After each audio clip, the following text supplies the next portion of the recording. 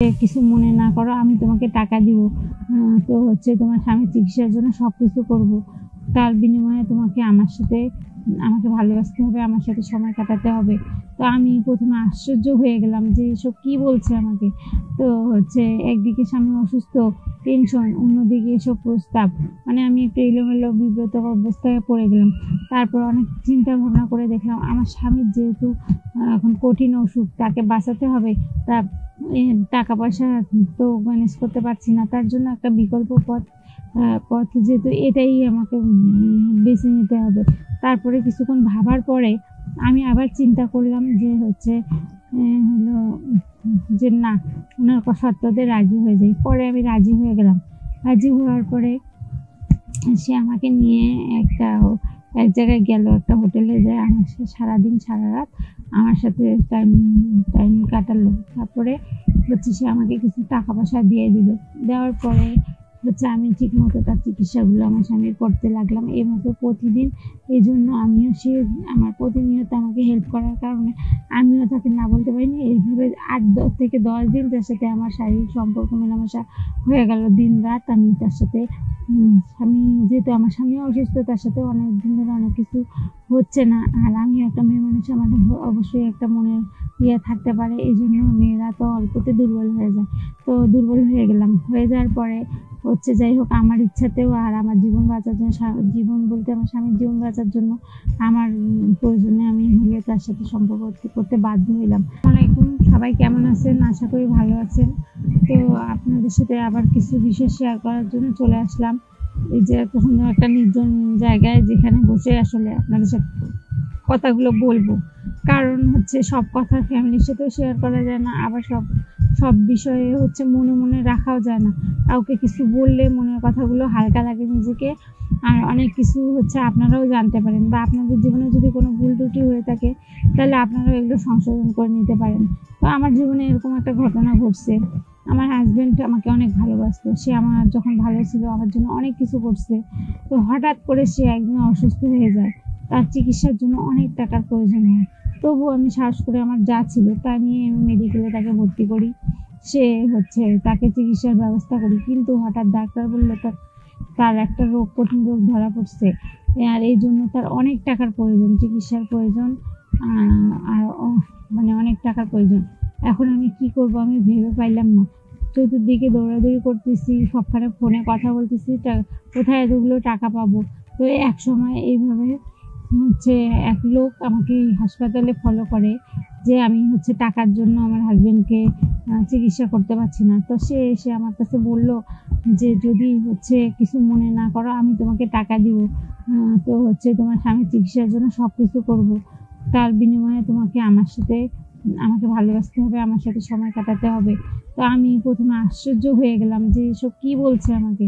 তো একদিকে স্বামী অসুস্থ, টেনশন, অন্যদিকে এসব প্রস্তাব। মানে আমি একটু এলোমেলো বিব্রত অবস্থায় পড়ে গেলাম। তারপর অনেক চিন্তা ভাবনা করে দেখলাম আমার স্বামীর যেহেতু এখন কঠিন অসুখ, তাকে বাঁচাতে হবে। তা টাকা পয়সা তো ম্যানেজ করতে পারছি না, তার জন্য একটা বিকল্প পথ যেহেতু এটাই আমাকে বেছে নিতে হবে।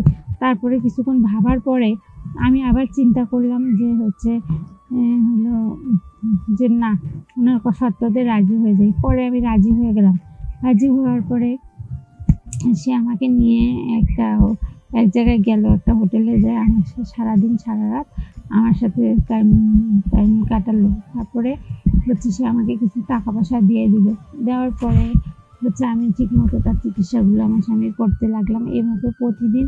এই জন্য আমার প্রতিনিয়ত আমাকে হেল্প করার কারণে আমিও তাকে না বলতে পারিনি। এইভাবে 8 থেকে 10 দিন তার সাথে আমার শারীরিক সম্পর্ক মেলামেশা হয়ে গেল। দিন রাত আমি তার সাথে যেহেতু আমার স্বামীও অসুস্থ, তার সাথে অনেক দিন ধরে অনেক কিছু হচ্ছে না। আর আমি একটা মেয়ে মানুষ, আমার অবশ্যই একটা মনের থাকতে পারে। এই জন্য মেয়েরা তো অল্পতে দুর্বল হয়ে যায়।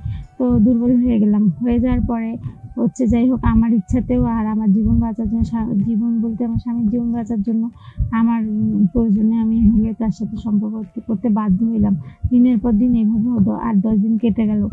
তো এক সময় আসলে আমার স্বামী মোটামুটি কিছুটা সুস্থ হলো। তারপরে আমি মেডিকেল থেকে তাকে নিয়ে বাসায় চলে গেলাম। আর যাওয়ার মুহূর্তেও সেই লোকটি আমাকে ৳১,০০,০০০ ধার দিল। ধার দিয়ে বলল যে এটা দিয়ে আমি কিছুদিন তার চিকিৎসা, ওষুধপত্র বা ভালোভাবে চলতে পারবো, বা এই টাকা দিয়ে কিছু একটা করে তাকে সে যেহেতু অসুস্থ, আমি কোনো কিছু একটা ব্যবসা-ট্যাবসা করে চলতে পারবো। এইজন্য সে আমাকে ৳১,০০,০০০ দিল। আমি অনেক খুশি হয়ে গেলাম। খুশি হয়ে টাকাটা নিয়ে আমার স্বামীকে নিয়ে বাসায় চলে গেলাম। কিন্তু এখন পর্যন্ত তার আমি তো কোনো ঠিকানা জানি না, তার কোনো নাম্বার জানি না। কিন্তু তার কথা প্রতি মুহূর্ত মনে হয়। আসলে ভালোর পিছনেও ভালো ভালো-মন্দ নিয়ে মানুষের জীবন। সে যে খারাপ কাজটা করছে, কিন্তু তার পিছনে ভালো কাজেও অবদান রয়েছে। কারণ সে ইচ্ছা করলে আমাকে প্রতারণা করতে পারত, বা আমার ক্ষতি করে দিয়ে সে চলে যেতে পারত। কিন্তু না, সে আমাকে টাকার বিনিময়ে শুধু জাস্ট আমাকে হেল্প করছে, কিন্তু সত্যি মন থেকে আমাকে ভালোবাসছে, বা আমার সাথে সময়টা তার মন থেকেই পবিত্রভাবেই সে আমাকে গ্রহণ করে কাটাইছে। কারণ আমার স্বামী দীর্ঘদিন অসুস্থ ছিল এই কারণে। আর এমনকি যাওয়ার সময় সে আমাকে আমার চলার মতো একটা ৳১,০০,০০০ দিয়ে ব্যবস্থা করে গেছে। তো আসলে ভালো মন্দ ২ টা নিয়েই মানুষের জীবন। সমাজে এরকম ধরনের ভালো মানুষ খুব কম পাওয়া যায়, যেটা আমার জীবনে ঘটছে। আমি একটা ভালো মানুষ পেয়েছি অবশ্যই। যদিও সে খারাপ কিছু দিয়ে শুরু করছে, কিন্তু শেষটা তার ভালো ছিল। এইজন্য আমি কৃতজ্ঞ তার প্রতি। কিন্তু তার কথা আমার বারবার মনে পড়ে যায়। সারা জীবনেও আমি তাকে ভুলতে পারব না। জানি না সে কোথায় আছে, কীভাবে আছে, কিন্তু সে প্রতিটা মুহূর্তে আমার মনের মধ্যে আছে। তো আপনারাও এরকম যদি কারো সাহায্য নিতে চান, ভালো মানুষ দেখে বুঝে শুনে সাহায্য নেবেন। আর অবশ্যই হলো স্বামী বিপদের সময় মায়ের জীবন বাঁচা খরচ, জীবন বাঁচার ক্ষেত্রে এসব এরকম পরিস্থিতির শিকার হলে এটা কোনো খারাপ কিছু না। কিন্তু এমন কিছু করেন না যে লোভে পড়ে এমন কিছু করেন না যেটা জীবনে সর্বনাশের কারণ হয়, বা যে অতিরিক্ত লোভ করতে যেয়ে নিজের সতীত্ব হারিয়ে ফেলেন, বা বদনামের হন। কারণ টাকা গেলে টাকা পাওয়া যাবে, কিন্তু সম্মান গেলে সম্মান কখনো আর ফিরে আসবে না। যদিও তাকে আমি তার কাছ থেকে টাকা পাইছি দেখে তার প্রশংসা করতেছি তা না। সে হয়তো টাকা দিয়ে চলে গেছে, কিন্তু তার খারাপ মুহূর্তগুলোতে ভালো কিছু মুহূর্তে সে আমাদের যে সাপোর্টটা দিচ্ছে। এইরকম ছেলে যদি আপনারা আপনাদের জীবনে পান, অবশ্যই সেরকম ছেলের সাথে সম্পর্ক রাখবেন, কিন্তু বেশিরভাগই বুঝে শুনে পা বাড়াবেন।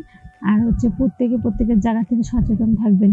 আমি আজকে হয়তো আমার স্বামীকে বাঁচাইতে পারার জন্য এরকম একটা পথ বেছে নিয়েছি। আমি চাই না যে আপনারা এরকম কোনো পথ বেছে নেন, বা এরকম করেন। আগে চেষ্টা করবেন, দরকার হলে নিজে পরিশ্রম করবেন, সাহায্য নেবেন, মানুষের কাছে হাত পেতে সাহায্য নেবেন। তাও নিজের চরিত্রকে বিসর্জন নেবেন না।